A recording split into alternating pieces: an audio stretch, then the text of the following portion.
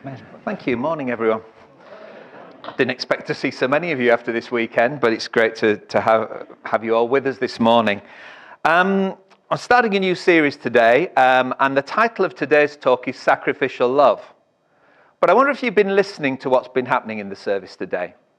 We've been hearing quite a bit about what's been happening in our own country, whether it's Ange helping a blind lady with a dog, whether it's the things we know are going here at the different outreach groups that we have, whether it's what Jonathan and Sarah are fantastically doing in our city with the desperate needs that are happening there, whether it's what Seeker are doing in providing a home for older people who otherwise would be destitute in Zambia, or some of the other stuff that they're doing, which we know about, with keeping girls in school and all the rest of it.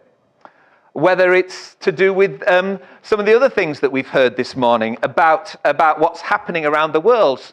Roland going out to Solomon, working in the slums and in the most poor areas of Delhi, where the stench is terrible, where the situation with poverty and vice that goes with poverty is immense. Today we're talking about sacrificial love. We're talking about love that goes beyond. Love that goes beyond ourselves, our own little orbit of friendships, our own little communities. A love that's indiscriminate. A love that is not just kept, within the confines of the people of God. A love that goes beyond. This series has been entitled somewhat, it depends what you mean of it. This is what people do these days. They like to give you trendy titles. Jesus Masterclass. And sorry about that. Not quite my bag, but there we go. But essentially, what we'll be focusing on over the next few weeks and months is what it means to follow the Master. To follow the leader, Jesus, focusing on what that means. As kids, we used to play a game. I mean, I'm old enough to remember when we played these kind of games, before we were all on our tablets. Follow me leader. Do you remember Follow me leader? And the idea was, whatever the leader did, everyone else did, And in fact, there was even a dreadful song, follow me leader, leader, leader, follow me leader. But the idea was you mimicked. You did whatever the leader told you to do. You followed their directions, their advice. For us as Christians, then we are called to follow the lead, the direction, the teachings of our master or our teacher, Jesus. The word disciple means student, somebody who's learning, somebody who's being taught, somebody who's teachable. I hope that we're all still teachable. I'm 64, and there's always things for me to learn. There's always things for all of us to learn. The challenge of this series will be that for some of us it'll seem very simple. But as Mark Twain said years ago, it's not the things in the Bible I don't understand that bother me, it's the things that I do understand. It's putting into practice that which is a challenge to us, which takes us beyond our comfort zone, which causes our faith to go beyond Sunday mornings or beyond our quiet times or beyond that little separate part of our lives, the spiritual bit that we give to God. Sacrificial love. And when we think about sacrifice, often we think about, the kind of idea of in the Old Testament of sacrificing animals and this, that, and the other. And then, of course, in the New Testament, you've got the idea of Jesus, great sacrifice for us, the ultimate sacrifice. Gregor read some of that out today about this great high priest, Jesus, who died for us. The person who John the Baptist described as the Lamb of God who takes away the sins of the world, the perfect sacrifice for sin. Surely, if we're going to talk about sacrificial love, we have to look at what Jesus has done for us. And because of the cross, and because, it is finished, we think, well, sacrificial love there, that is what it's all about. It's about the work of Jesus. It's about the work of Jesus on the cross, dying for us, the resurrection. We now live in the good of it. Somebody has paid the ultimate sacrifice. We don't have to sacrifice anymore. But I would suggest that instead of using a word like sacrificial love, perhaps we need to think in our terms today, what it means for us is selfless love. selfless love. Jesus, before that sacrifice, of course, in the garden, struggled with the thought of what he was going to do. It wasn't an easy choice to make. Sometimes God asks hard things of us. He asked a very hard thing of Jesus. And Jesus said, you take this cup away from me. I don't want to do this. I don't want to go through this. Yet not what I want, what you want. Not my will, but yours be done. He also said, greater love has no one than this, that he laid down his life for his friends. I wonder what it means for us to lay down our lives in the UK today. Well, it probably doesn't mean martyrdom for us. Sadly, these days it might mean imprisonment for some people in terms of following their faith and their convictions. Not as bad as in some countries, but hey, just be careful. But I think it does mean laying down, sacrificial loving, selfless loving, means laying down our sense of entitlement, of pride, of selfish desires. In that great passage that talks about what love is, in 1 Corinthians 13, we read that love is not self-seeking. It does not insist on its own way. It's not my way, it's God's way. In fact, Jesus told his disciples in Luke 9, verse 23, whoever wants to be my disciple must deny themselves and take up their cross daily and follow me. This is the Christian way of life. It's not for special occasions. It's an everyday experience. It's daily to deny what we want to do and to say to our Master Jesus, not what I want to do today, but what you want of me. On another occasion, Jesus said in Matthew 10, verses 38 to 39, whoever does not take up his cross and follow me is not worthy of me. Ouch. And whoever loses his life for my sake will find it rather. Losing your life. The idea behind that is letting go of self-centeredness, of living for me, living for what I want. Finding life in this context is about finding out who we really are, our true identity, what it really means to be a child of God. Sacrificial love. Now, this is challenging stuff for me. Really challenging. I haven't got this all right. But it's also fundamental to us understanding what it is to be a Christian, what it is to be a follower of Jesus. We who call ourselves Christians, followers of Christ, need to follow his example of sacrificial love, of laying down our lives for him, of denying ourselves and putting others first. And with apologies to the house group that I belong to, I'm going to use a story that we're studying Luke, that Jesus told in Luke 10 as the basis of my talk this morning. That was a long introduction, wasn't it? It's a lot shorter talk, I promise you. It's a well-known story. It's the story of the Good Samaritan. But it fits into so much of what we've heard today. Do we pass by on the other side of the road? Or do we, like Jonathan and Sarah, see a need and decide we're going to do something about it? Verse 25 of Luke 10. And behold, a lawyer stood up, that's a lawyer for you, and put him to the test, saying, Teacher, what shall I do to inherit eternal life? He said to him, what is written in the law? How do you read it? And he answered, you shall love the Lord your God with all your heart and with all your soul and with all your strength and with all your mind, and your neighbor as yourself. And Jesus said to him, you've answered correctly. Do this and you will live.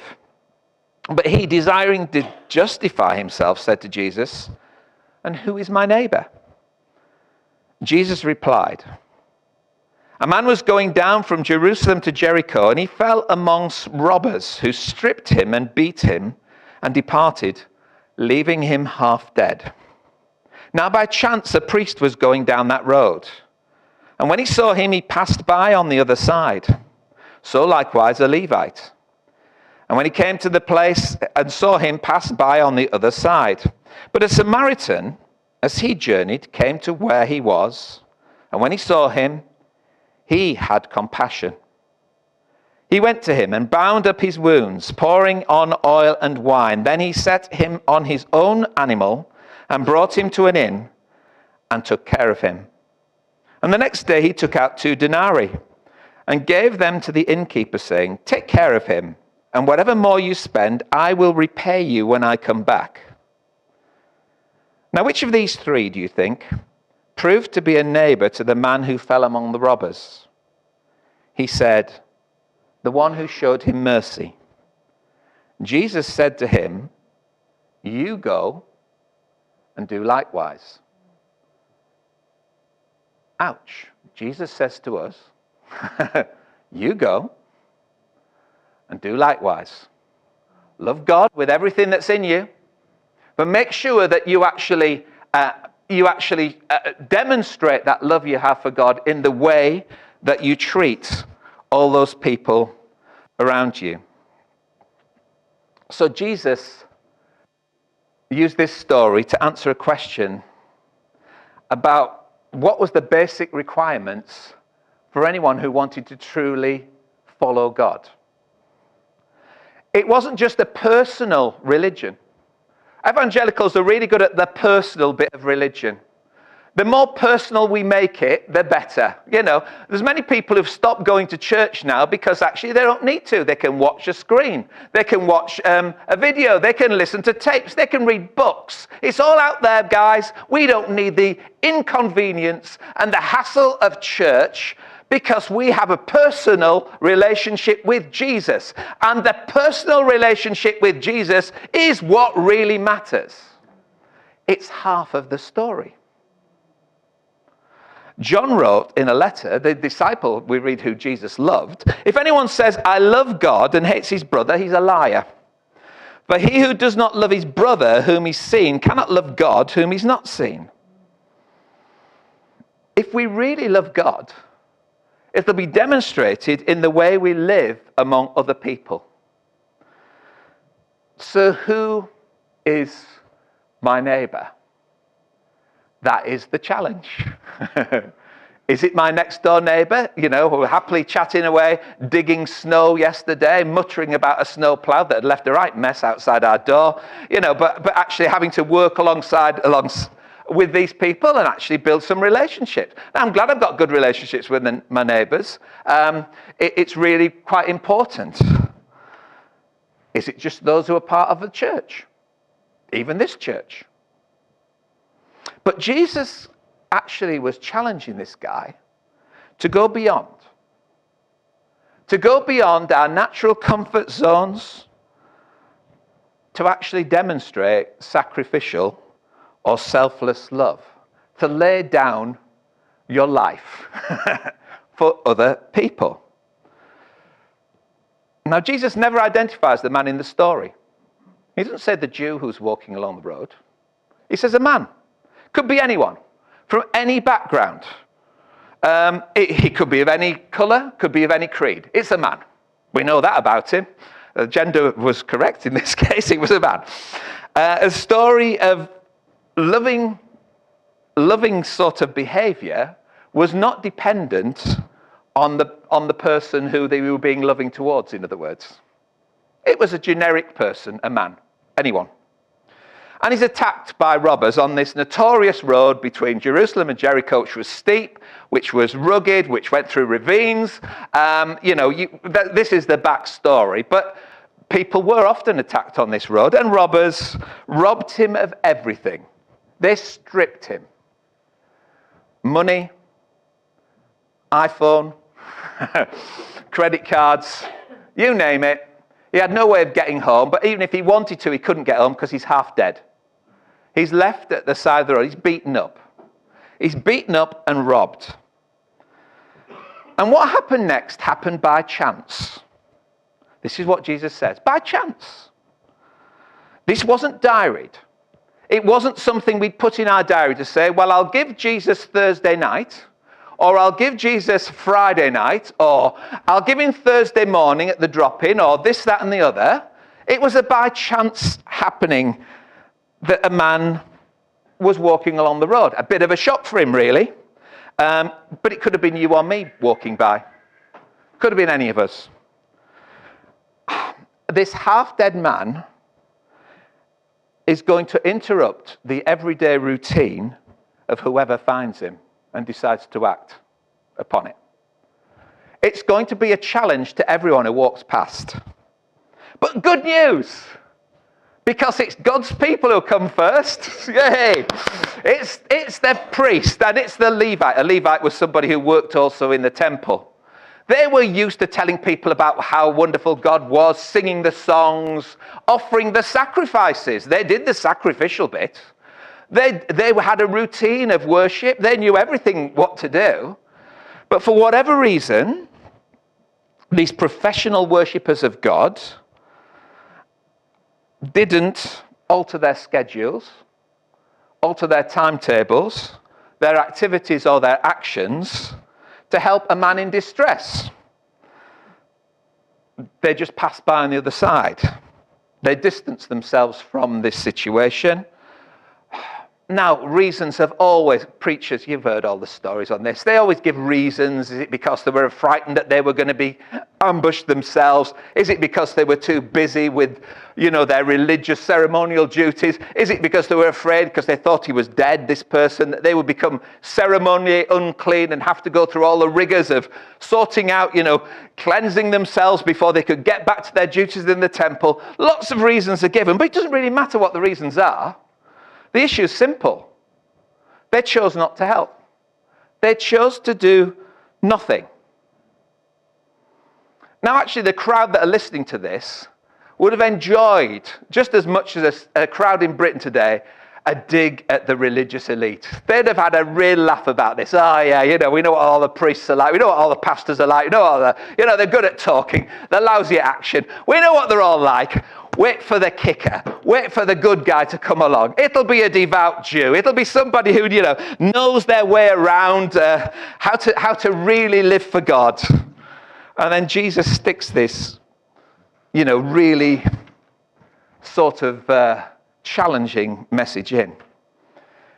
Because the person he chooses to represent the one who shows selfless love, who lays down his responsibilities or his what he wanted to do that day, what was in his plans to do that day. The one who was actually sacrificial is a Samaritan. I mean, this is the last person any Jewish crowd who were listening to Jesus would have expected to help or would have used as an example model for good living, because these were people who devout Jews despised. They were the enemy. The last person you'd want to help you if you were a good Jew, now we don't know if it was a Jew, the outsider, the one everyone would be suspicious of, the enemy of true religion. Only a few days before, if you read Luke 9 verse 51, the disciples and Jesus are traveling on their way to Jerusalem. Jesus is on his way to sacrifice his life, to give that demonstration of sacrificial love. Why we're all here today. Thank you, Jesus. And they're passing through a village. It happens to be a Samaritan village. And he says, well, go before me and try to make preparations for us to find somewhere to stay for the night. And the Samaritans say, no, we don't want Jesus here. We don't want you to stay. And the disciples decide that they want to commit a religious hate crime. They ask God, can we burn the village down? Can we ask God to burn this village down? This is the enemy. They want anything to do with you. Let's just burn them. See them burn in hell. Sorry to be emotive. And then Jesus is talking with his followers there, and he uses a Samaritan as the example of somebody who has compassion. This word compassion, the basic Hebrew word, hesed, it means completely undeserved kindness and generosity. A love that has chosen to intervene and come to our rescue. A love which we have no right to expect from anyone. But a love that gives everything. This is God's type of love. This is sacrificial love. While we were still sinners, Christ died for you and for me. We didn't deserve it. We didn't earn it. We're not special. And this is the type of love we have to have for humanity.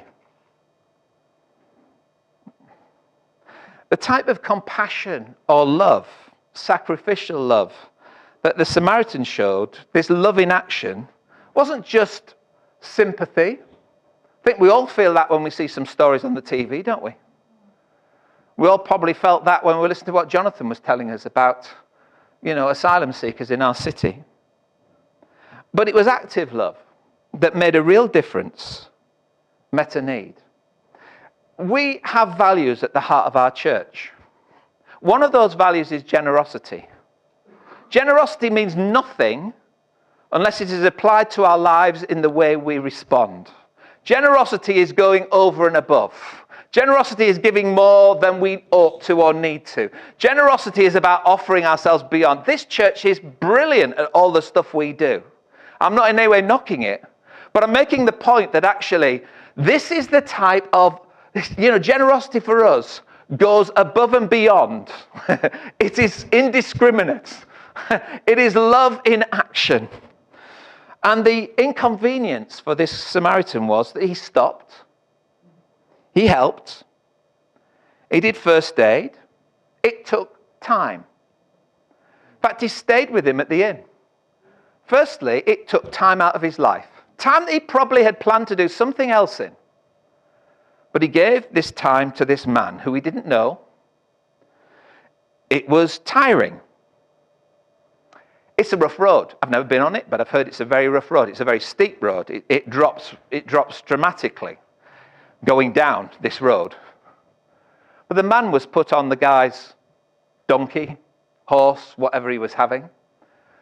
The Samaritan was now walking. He wasn't sat on a horse anymore. He was having to walk. It's a tiring job, sacrificial love. It was costly. The man had nothing left. He's destitute. He has no means of supporting himself, no means of getting anywhere because he's half dead. And it was the Samaritan who paid out of his own money. And it was ongoing. It wasn't just a one-off gesture or a one-off act. This guy not only got him into this hotel, hostel, whatever it was, I don't know what it was, but he also actually said, I'm going to come back. I'm going to come back and make sure that everything's all right. I'll stay with him here for a while, and then I've got to go off, carry on with my life, but I will be coming back. I will pay what is required. I will check that the guy's all right. I'm not just leaving it just halfway. It's an ongoing love, if you like, selfless act. Now, this kind of love can't be easy. It isn't easy. And I have to say, there have been many times in my life, and I would suggest in all our lives, when we've all passed by on the other side of the road. Be honest. When there are issues or people or stuff, and we just haven't got the time or the energy or the space in our lives, we've got work to do, we've got family commitments, we all know this. I'm not trying to say drop everything and just do this. There are times for all of us when we just pass by on the other side. We have reasons. We have excuses. There are reasons why we can't do what could be done then. And the best thing to do is to ignore what's happening. But what God is challenging on is, there should also be times in our lives, perhaps every time, I don't know, I'm not there, maybe you're more spiritual than me, where we're not just prepared to say a little prayer, God bless them as we walk past. Please, God, send somebody along to help in this situation. because I've got actually to get home because there's that Netflix series box set that I've really got to finish tonight. There's got to be times, there's got to be situations for all of us where we don't just pass by and use even our religious duty as a reason why we don't get involved. There's got to be times when we say that our love and our generosity goes beyond our family, our church family, our friends, and reaches out to people who we have nothing in common with, who have come from a different culture, different creed maybe, people who we don't look like, sound like, feel like. And it's inconvenient, and it's costly, and it's demanding. And I bet that teacher wished he'd never asked the blooming question, who's my neighbour? And I wish he hadn't as well. Just now, I really wish he hadn't. But what Jesus says at the end of this story is, you go and do likewise. Be like him. Be like him. Be like him. Amen.